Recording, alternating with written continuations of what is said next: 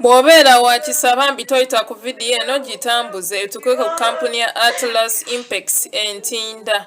Mukyalo ono ye Kanyange Dorothy boosi we yamukuba omukono gugwo ekibatu kyagala kuukako pulasita yavunda agamba bamutwale mu ddwaliro aba office bamugamba ojja kwejjanjabira boosi we yamugamba ojja kwejjanjabira e Uganda. Azaalibwa Ntunda Kyabazaala kampuni ye Saudi bagiyita Glory.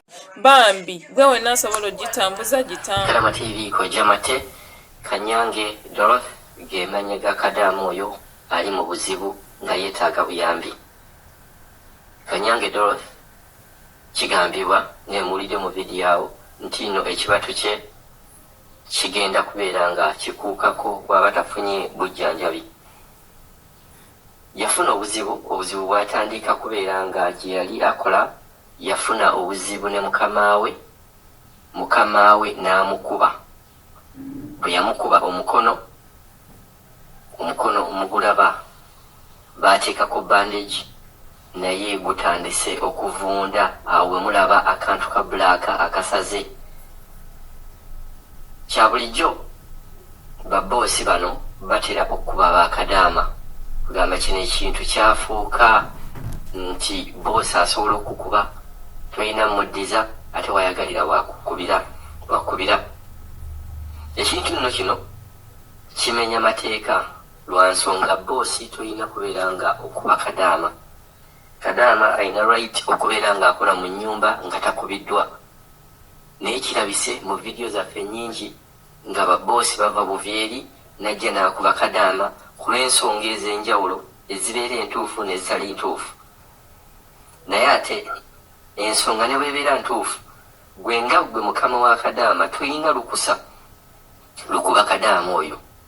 Kyalibadde nti bw'owulira nga kadaama oyo akunyiizizza ng'oba byakola olaba tebijja nga byakola tebikunyumirwa, olina contactinga office eyamukuwa n'ogamba nti kadaama ono gwe mwampa tetujja kusobolegana. Office n'ekukyusizaamu n'ekuwaamu kadaama omulala.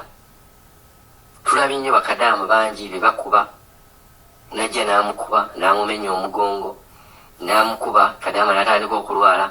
Kati kino kyakulabirako ekya Dorothy Kanyange okubeera nga bamukuba omukono bagamba bamujjanjaba naye ekyokumujjanjaba oba bamuteekako buteesi na bandage infact bamujjanjaba. Kati boosi ye agamba bw'ati nti ye talina ssente za kujjanjaba kadaama wabula kadaama addeyo ewaabwe e Uganda bamujjanjabireeyo. Jjukira yafuna kadaama ono nga mulamu naye akulaga nti kaakati ebyo tebikyankwatako nze bampeemu omulala gwe naye bakujjanjabe. Bwe yamukuba omukono guno wano nga bw'onolaba ekibatu oba mu joints awo omuntu ogenda okuvunda kitegeeza nti waaliwo bw'okuba omuntu ne wabeerawo okwefukuta kw'omusaayi gye twaligambye oba nga blood clot n'obeera nga omusaayi guli awo mu kitundu kyekimu. Kati omusaayi bwe gubeerawo mu kitundu kyekimu n'otafunawo bujjanjabi busobola kubeera nga gusaabulula omusaayi ogwekutte oba n'otafunawo masaaji okubeera nga wasaabululwawo omusaayi ne gulema okubeera nga gwekwatidde awo. Owantu awo wajja kgenda mpola mpola nga omusaayi ogwo ogwekwatidde awo gugenda kuvunda kubajjukira nti buveins bwonna bubeera tebukyasobola kubeera nga buyisaawo omusaayi kugenda kutuuka eno mu ngalo okuva ku mutima nga gupampingibwa okutuuka eno ku bugalo. Kati gubeera gujja kubeera nga gusigala awo. Kitegeeza nti engalo zo n'ekibatu bijja kutandika okubeera nga tebikyafuna musaayi, otandika okubeera nga osanyalala, onnyogoga, gutandika okufuuka ogwa black, okukakkana. Omukono ogwo babeera bajja kugutemako kubeera eno watafuna musaayi, wabeera wafudde nga alternative yokka gye balina okukola kubeera nga batemako kibatu ekyo.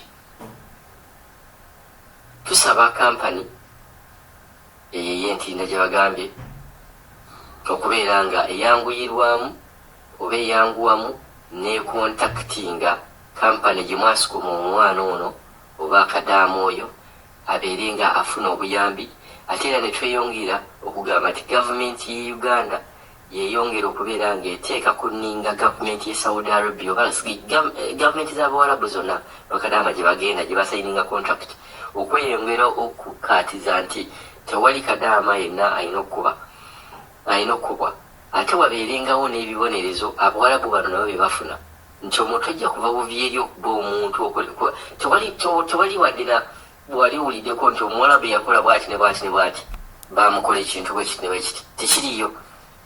Tugamba kiringa abagamba nti omuddugavu oba kadaamu osobola omukola ekintu kyonna kyoyagala ku ssaawa yonna gy'oyagala obudde bw'oyagala aye n'obeera nga tolina kyokolebwako.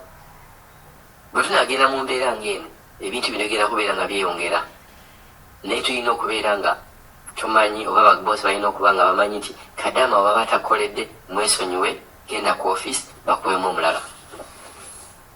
Naye bwe tunaabeera nga tugamba nti Omuwarabu avudde eri akukubye tewali kye bamukoze kati kadaama wuuyo bambi ekibatu mukirabye mu makkati awo weetegereza vidiyo batandise okubeera nga bafuuka black bamukuba obujjanjabi bateekawo buteesi plasita ate era ng'oyinza n'okwesanga plasita eyo gye tugamba nti nga bamuwa buuyi ye n'agyeteekako mukazi wattu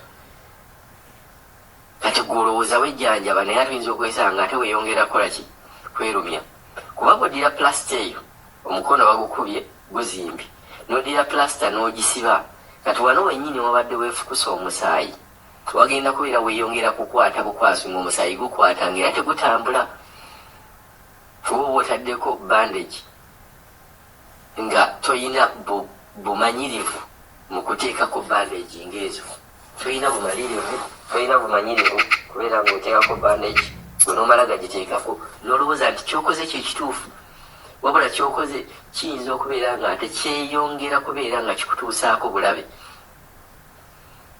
nti omusaayi bakukubye gwesibye ate n'okwata bandage wennyini we gwesibidde ate n'oyongera kutuggawo nga kireegeza gujja kubeera nga tekutambula era omukono ogulaba engeri gyagutaddewo olaba nga azitooyerebwa n'okubeera nga aguyimusa so katusabe nti kadaama oyo ajja kubeera nga afuna obuyambi ate era tulemenga kusukuma bakadaama Uganda nti bagende bafunireyo obuyambi bwe wabeerawo embeera gye tusobola okubeera nga tubanguyira okufuna obuyambi ebuwarabu kati ng'oyo omukono nti basobola okubeera nga bamwanguyira kati wano process bwe mugamba nti no empapula tetunazikolako kale mubeere nga mujjanya mutwalire mu madwaliro ag'amaanyi wabeerenga n'ebyo ebintu mu contract mu ddwaliro ery'amaanyi nga mumulinda omusukuma Uganda naye tosobola kugamba nti linda paka bw'onojje Uganda kati nembeera awo nga nze neeyongera kuvundo ngamba linda paka bw'onogenda Uganda empapula tetunazikolako simanyi boss we alina okukolera exit visa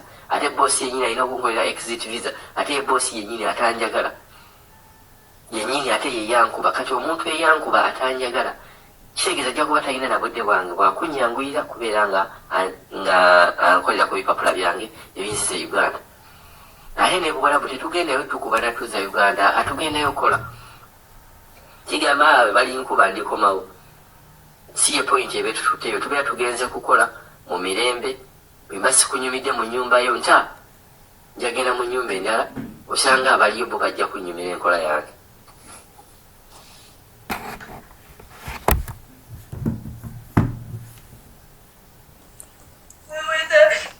Bw'obeera wakisaba mbi toyita ku vidiyo eno gitambuze etukweka ku kampuni ya Atlas Impex Entinda.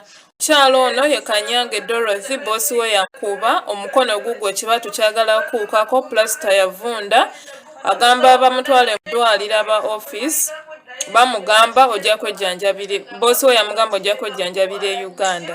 Azaalibwa Ntunda Kyabazaala kampuni ye Saudi bagiyita Glory bambi gwe wenna asobola ogitambuza gitambuza.